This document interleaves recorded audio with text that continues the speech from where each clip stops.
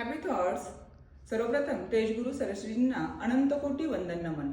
आज मी तुमच्या समोर आनंदी जीवनाची गुरुकिल्ली घेऊन येत आहे.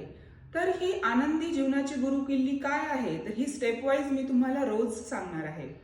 तर सगळ्यात आधीची स्टेप किंवा सगळ्यात आधीची गोष्ट म्हणजे स्वतःवर भरभरून प्रेम करायला शिका. रोज आरशात बघून त्या माणसाला खुश करा किंवा त्या व्यक्तीला खुश करा, त्या माणसाला किंवा त्या व्यक्तीला आनंदी करा ज्याला आपण रोज आरशात बघतो.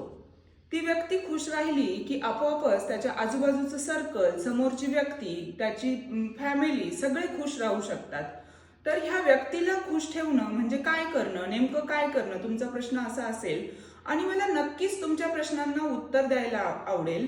तुम्हाला जर माझा एक एक व्हिडिओ आवडत गेला किंवा तुम्हाला जर माझी कुठलीही स्टेप जी मी सांगणार आहे ती आवडली तर नक्कीच मला अभिप्राय द्या, ही विनंती. सरश्री कहते हैं कि हमेशा खुशी का चश्मा पहन के चलो, इस चश्मे को कभी भी उतारने नहीं देना है.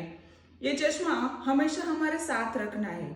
आयुष्य आहे, जीवन खूप सुंदर आहे, घटना या घडणारच, दुःख येणारच, पण यातूनही स्वतःला कसं सावरलं जाईल, स्वतःला कसं स्टेबल ठेवता येईल, या गोष्टींकडे आपण ध्यान दिलं आणि स्वतःला आपण सुखी ठेवलं, स्वतःला आनंदी ठेवलं तर नक्कीच आपण आनंदी राहू शकतो.